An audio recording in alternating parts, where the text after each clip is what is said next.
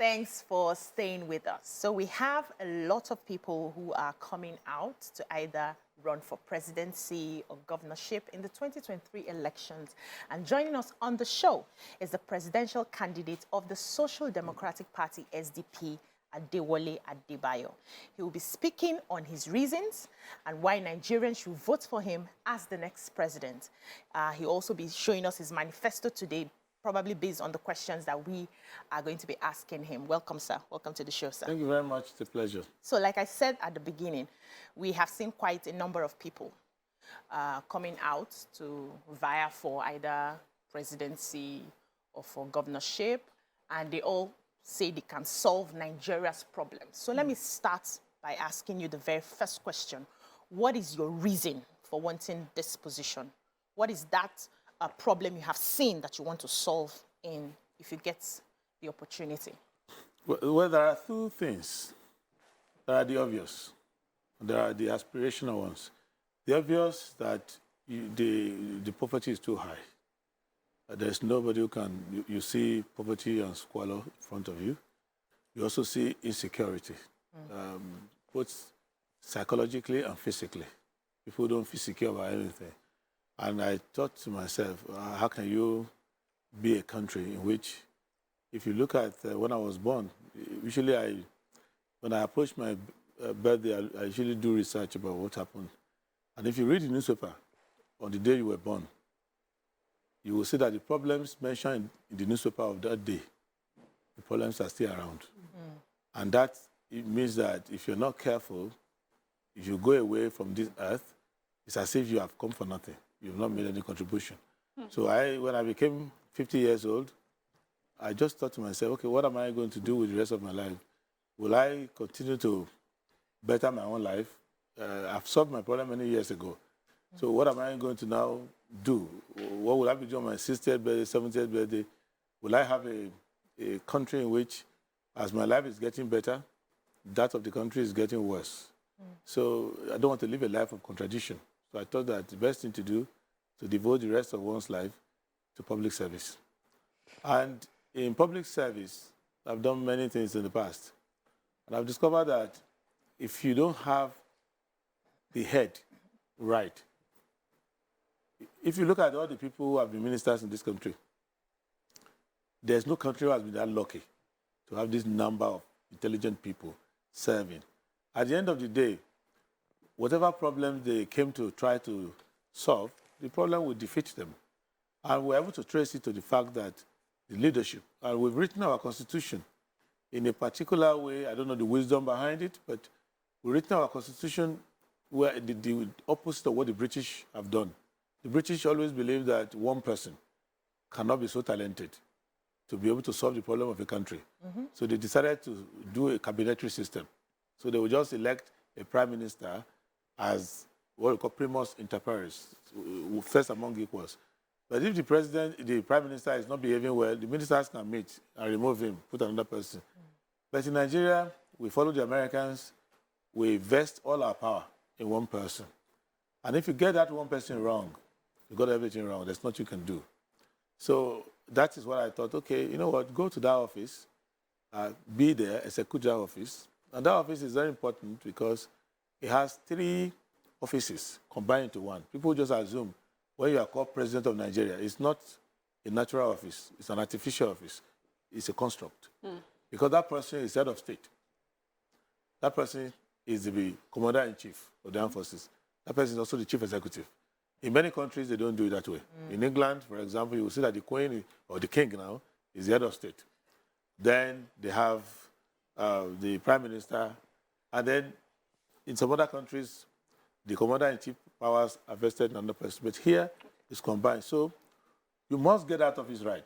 And that is why, if you want to be meaningful at the national level, you have to ensure that either you go and become the president, or you find somebody around you whom you have confidence in, and you can follow him to become president. But if you're just going to say you have ideas, and you just follow a stranger, you just be wasting your time. I just love that you took us here, because my next question is going to be, what are your antecedents? What is your track record? What are the things that you have done so far, accomplishments that you have achieved so far that gives you the confidence that you're ready to take on this Gargantuan. this Enormous. enormous responsibility that's Nigeria? First, I've done many things in the private sector.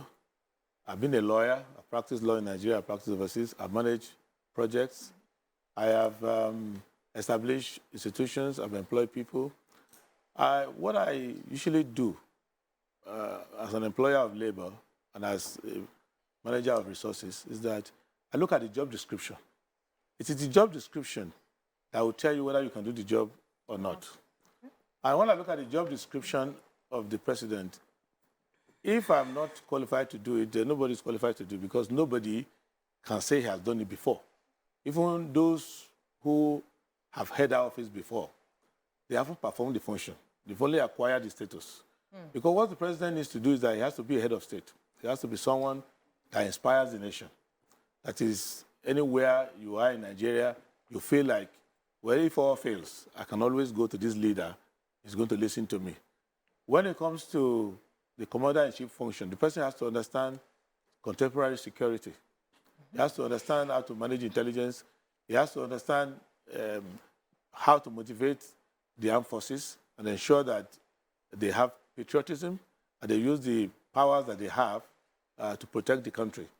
I haven't seen anybody who can say he has done that successfully. And thirdly, the person has to be a good manager of resources, has to have certain competencies because the modern times is not for you to reign. You must have certain competencies. And each of the presidents that has been there, at least I can say since 1999, I've had to be with them, talk with them, interact with them, consult with them. And I've seen that I know what is missing. And what is missing is just to have that. Likely the competences. I think many, you can see the evidence without even indicting anyone. The evidence is there. If a person whose job is to make tea cannot get the water to be hot, you know, automatically that person cannot make tea. So the evidence is there that with the enormous resources that the country has, the kind of challenges that the country is having shows that the job is not being done. And it is not for lack of experience. It's just that people are experienced in failure. They are experienced in bad things.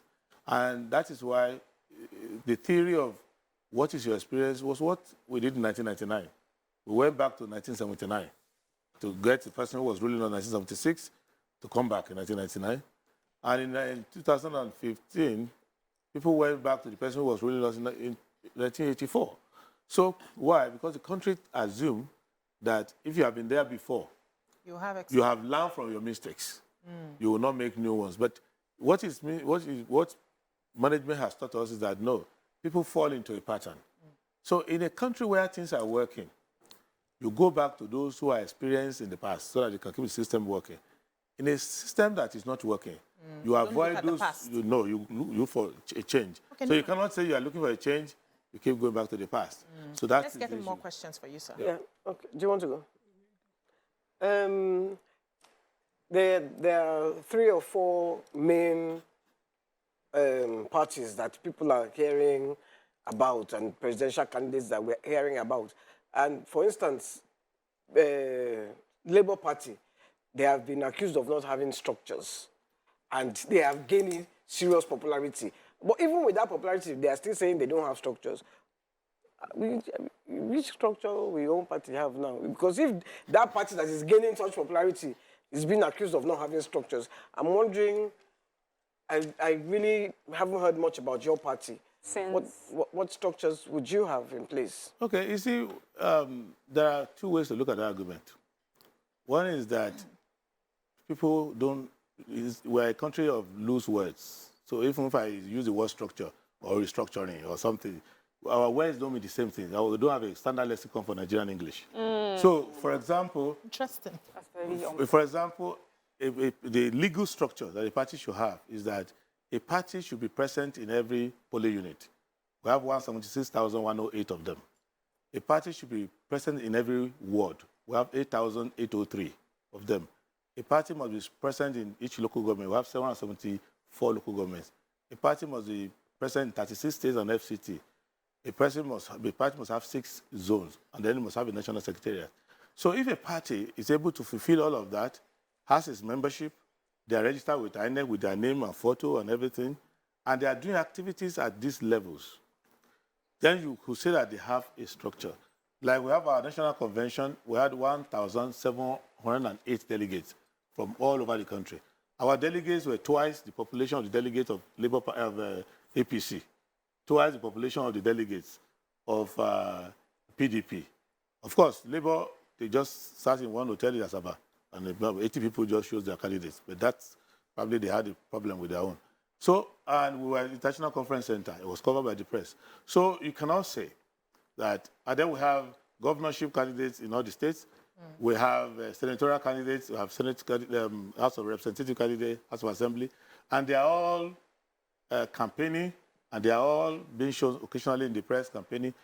So that's one way to look at it, that the structure is there. But the way people look at the structure, if I have done some approximation of their thinking, they don't clearly say their reasons, but they will count how many governors defected to your side, how many senators defected to your side. For example, we have Senate members of SDP who are serving National Assembly. I spoke with Akashiki from Nasarawa. He's a serving senator. He's from my state. He's from my party. We have many House of Reps members serving. But also, we have to also understand that... Like how many? We have quite like a dozen of them like that. And we also understand that there's not much investment in the media. So the media is not present in the whole country. Because it's not a... I'm a media owner, and I know it's not a high-profit center. So you don't... And the public is not supporting the media. So it's not like BBC that everybody is supporting. So if you look at it, can you ask a TV station to have a correspondent in every local government? So it's difficult. So what it means is that if you buy airtime and they are showing you live in one rally, and they can say, oh, you got a lot of people. But how many people can be in the stadium? So, but they don't look at it that way. So we are a well-experienced party. Our party has been in power has been existence since December 1, 1989. Wow. That's the same party that Abiola ran on. Yeah. Wow. So we know how to win elections. Okay. For example, in Niger State is the most recent election held.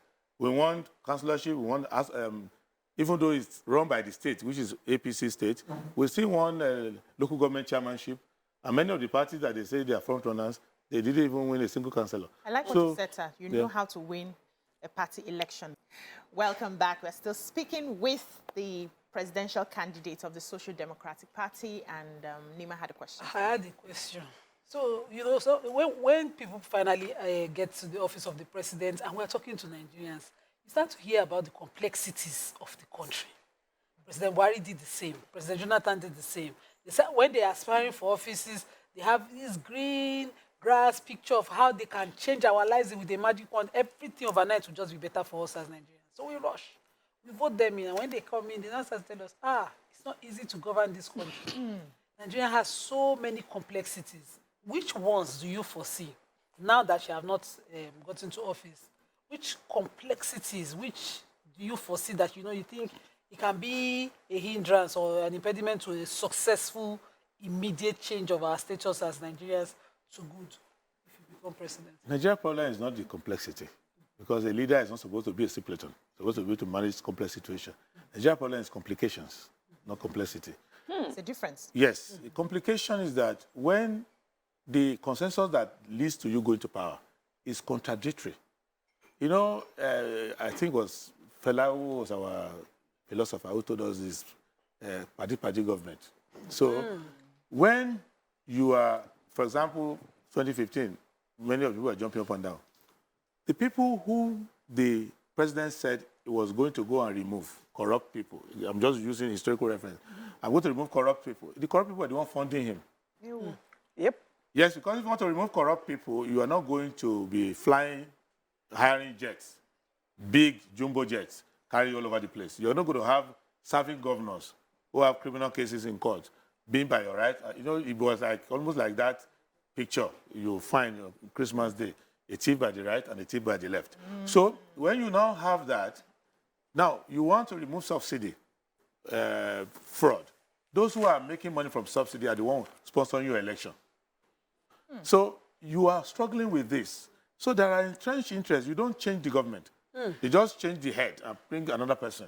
So these people who were collecting all this fraud money under Obasanjo, they are the same people Like the who cabal. continue under Jonathan, under Yar'Adua, under Jonathan. They are the same people telling Buhari what dress to wear, what to say, and what to do. So there is nothing new there.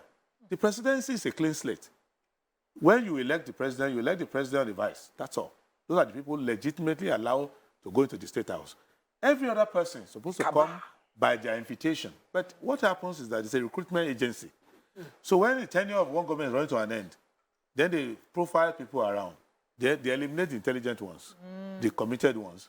And then they start collaboration. It's a collaboration within the elite media, people in the banking sector who think that banks can be making money while the country is having no productivity. Then the political class that don't care about party or anything. So they come together and then narrow it down. So it doesn't matter whether you are discussing the best issues about the country, how the country is, they'll just shut you out and keep saying, oh, front runner, front runner. So they have, and they're looking for the weakest link. So they will always give you the president with the least So how intelligence. would you solve those complications? This is how you solve it now. One, don't take their campaign money. Okay. Run a modest campaign so that when you get into power, you don't have to struggle to say, I don't belong to somebody, I don't belong to nobody. You already show it at the beginning by making sure that you don't take their money. But how do you win if you don't let them Thank you. support That's you? the question I just wanted to You ask can. you. There are enough good people in Nigeria to make you win if you are committed to that. Oh. People are always in a hurry. You must let people first recognize what you are trying to come and do. You want to make sure that people who are in your structure believe in what you are doing.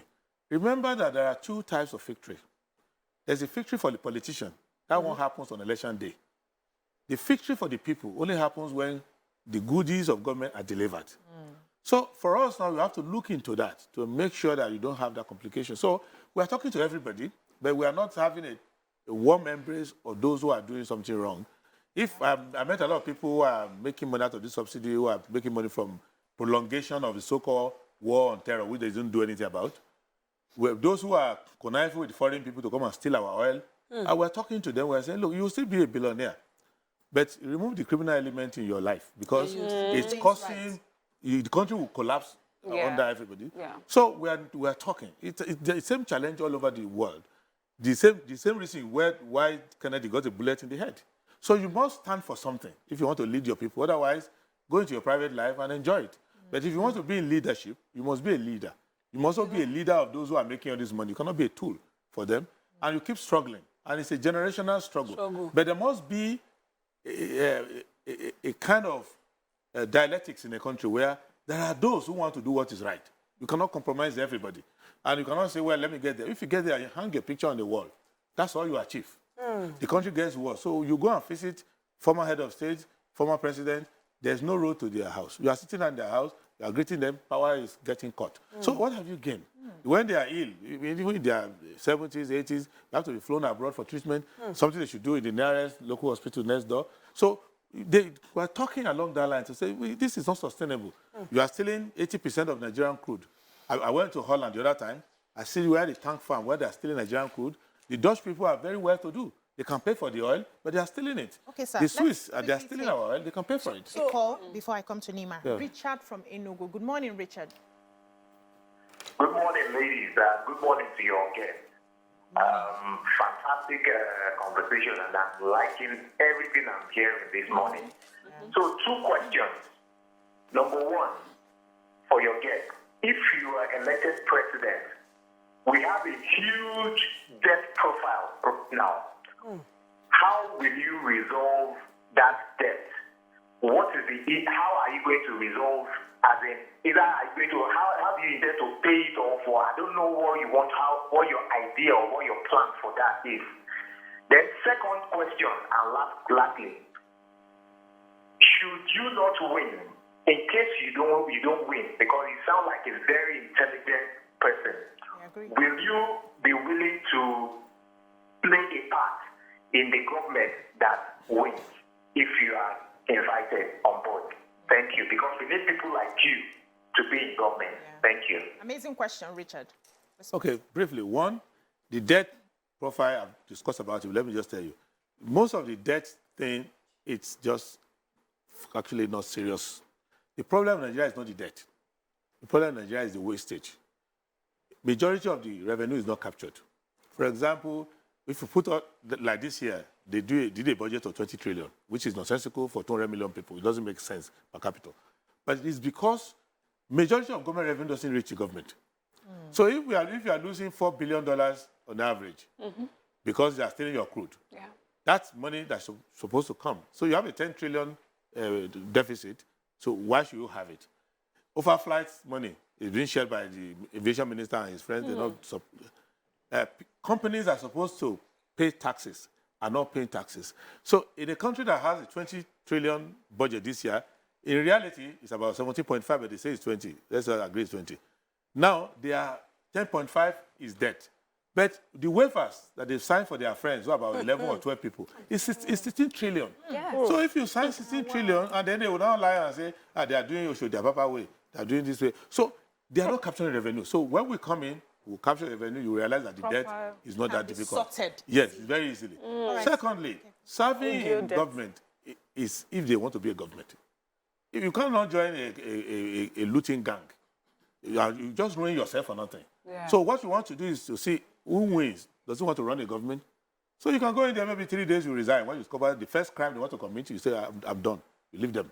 But if they are a serious government, even before now, there's no government that cannot say, I've not tried to help them. I've been helping them, talking to them. I've met every president. So when I discover that you don't have the courage to take a decision, I leave you. So the problem is not that, Nigerian problem is not that complex. The complication in how we recruit leadership, the complication is not because it's about doing favors. This person is finance minister, doesn't know how to do simple arithmetic. It's because the person who gave you the largest amount of money has been given that estate to nominate somebody. Somebody is defense minister. He was even sacked from the services. He's even doing well. So you use these positions that are supposed to use to protect the asset and the people to compensate those who put you there. And most of the story, that's why you see when they discuss, they say, I help him. I help him. That's my person. That's how they do it. So the government is not like that. Government, you manage resources. Sir, you get the by best putting me as the finance minister, Yes. which arithmetic, that's the end of the... We will not know where the money is missing from. We're still taking conversations and questions. Yes, I was going to ask that, seeing these complications you have talked about now and seeing how we made sure that these complications will continue to exist, because you just put clarity to President Buhari's inaugural speech of I belong to no one, I belong to everyone statement, I don't. Don't mind my bit. With the National Assembly at your watch, and every influence that they do, the way they sit on approvals, the way they can frustrate a laudable idea if you have one as a president, how do you plan to break in these complex complications that you talk about? How do you plan to successfully do it in this kind of democracy that we run? If the National Assembly will sit on my proposals and call me to question, that's a good thing. That's what they are there for. You will see how Biden is struggling with the Republicans, how Obama struggle with the Republicans. That's a process that works. What I don't like is the collusion, where, for example, you write a budget for the Nigerian people. That budget will never be funded. You already shared all the money. So you have Navy not funded, but friends of people in government are now contractors to the Navy. So NNPC doesn't work. But most of its assets is managed by people in government. So you are trying to privatize a public institution. You sell all our assets. So those are things that are the complications. But the National Assembly, we are both working for the people. If I propose a 200-kilometer road for 10 billion, and they say, no, it's too high, we'll debate it. People will see that, oh, this person is right, this one is right or wrong. They are doing their job because it's supposed to be check and balances.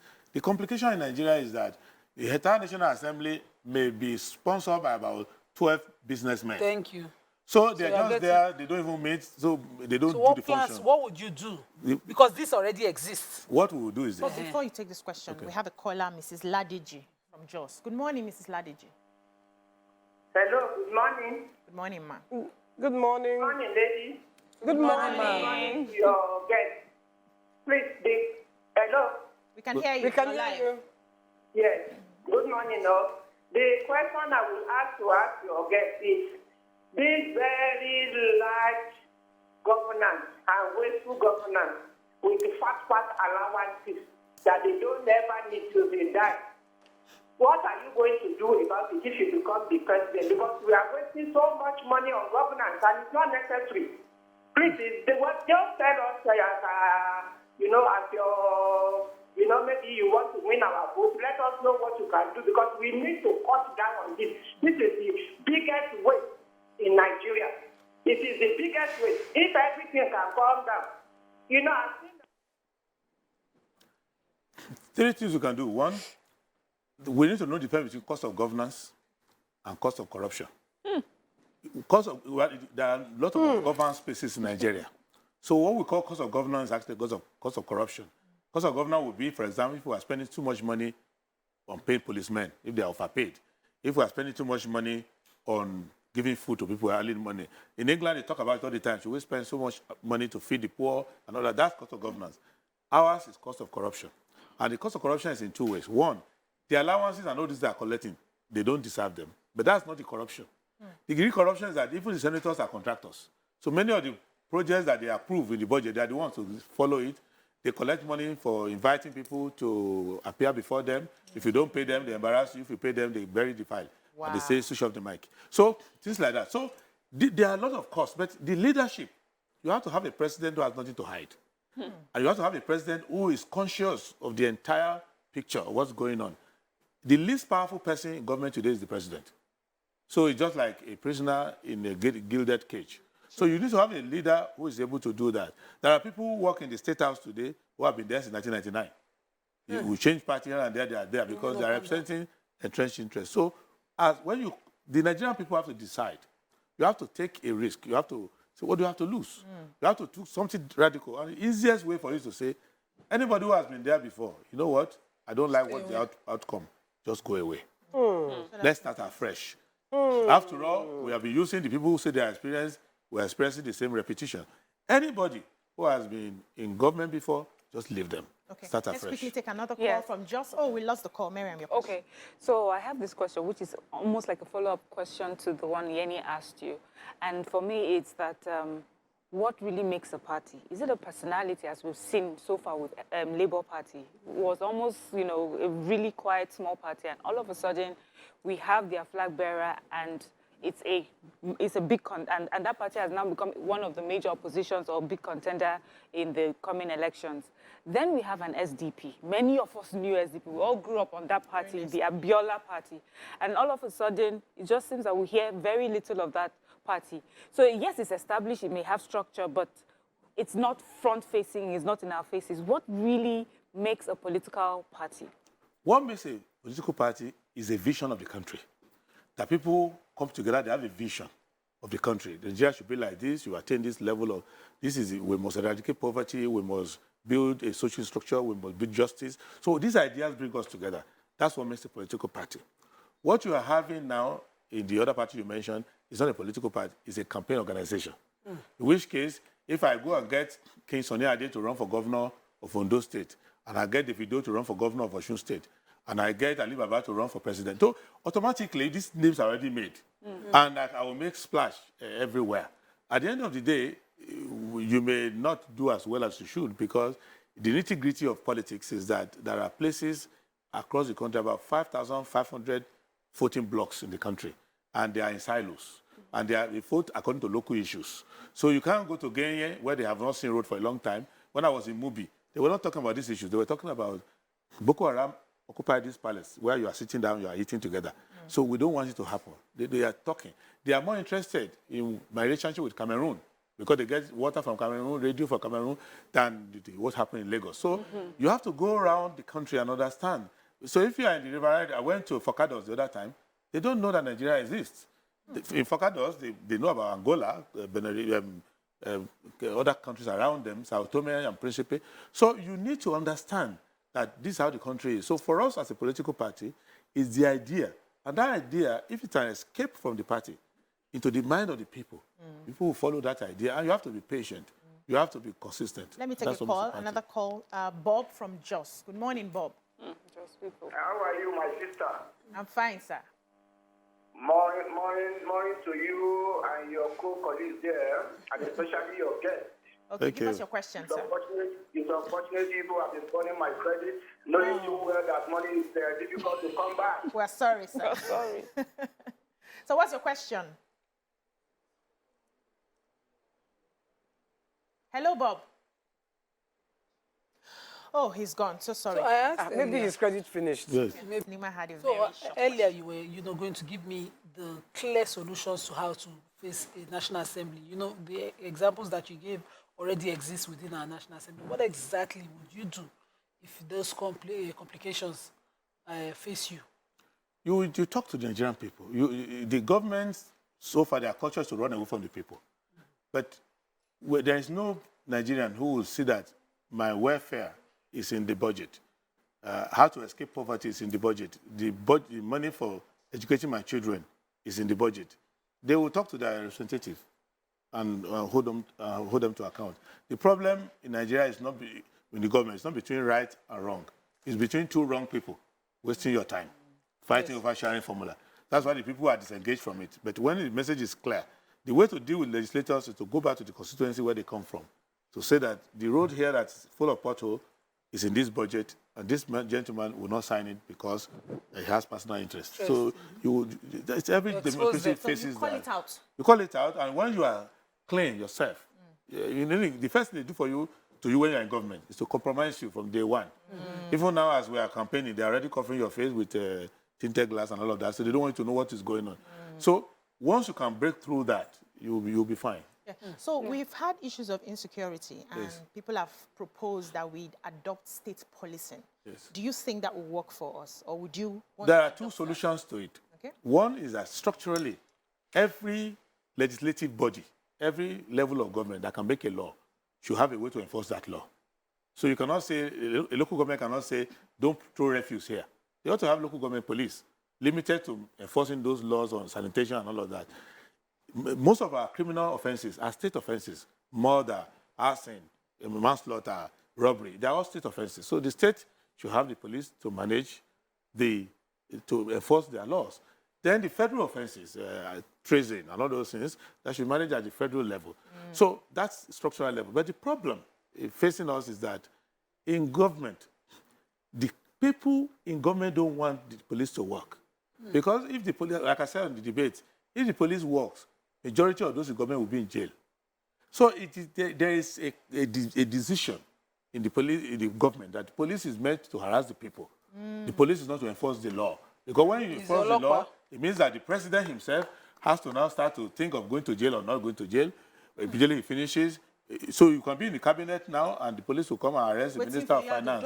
Yes, so they don't want that to work. They just want police to salute them and help them chase people. And carry bag. No, you are forgetting one. Carry umbrella. To carry their bag. Yeah, carry their bag. umbrella. Yeah, I forgot that one. Exactly. So then there's no relationship between the police leadership and the police on the road.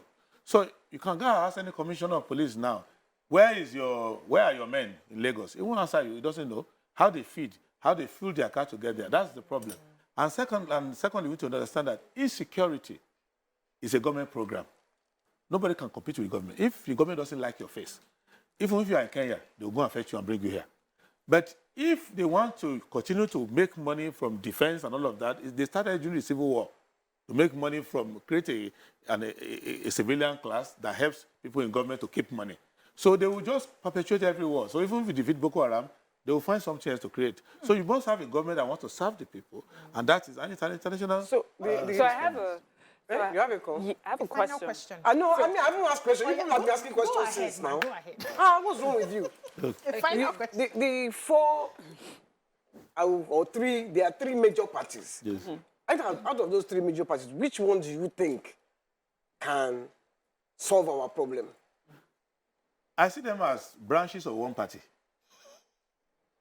They are the same. It's a three-bedroom flat. It's one house. So when they annoy you in this room, maybe the air conditioner is not working, you move to the other room. So they're just one people. That's why you see them. They are the same people. The chairman of this one was once the opponent here. So they don't even look at their faces at all. They're just there to distract you. That's why they have comedians and people as their spokesperson, they abuse each other, they talk about your... They want to make sure that they clock down so that you can't ask questions like, what happened to our money? I knew you before you became a governor. How come you are richer than the state now? Yeah, how come I don't have electricity in my house? How come, do you understand how many children are out of school? Why do I want 33 million people out of poverty? Why else? They don't want to talk about it, just want to clown around and play around. And so even when they come on the show, people ask them about, oh, this person insulted you. What's your answer to that one? And they occupy the time. They are clocking you down and they are saving money to buy vote on the last day. So it is only when issues are clear to the people that they will say, no, I cannot sell my destiny. I won't. So, but they don't want that issue to be clear. So they even buy excessive airtime so that one governor can be insulting the former somebody, they will insult each other back. So the time is gone. People are exhausted. Thank you so much. That's the problem that we are facing in our democracy. Adewole Adebayo. It's been an enlightening conversation. I hope you come again. Certainly, it'll be a pleasure. God bless Nigeria. It's been an enlightening conversation, very intelligent conversation. A lot of people are happy with what they have heard from you. You seem very intelligent and in grasp of and in tune also of what is happening in Nigeria and how we can solve Nigeria's problems. So I wish you all the best. Thank you. In your campaign, and I hope that, the Almighty does his thing. And that's all we can do. We need a savior. Yeah. Yes, God will help us. When we come back, People will allow him. on to the women we love. Stay with us.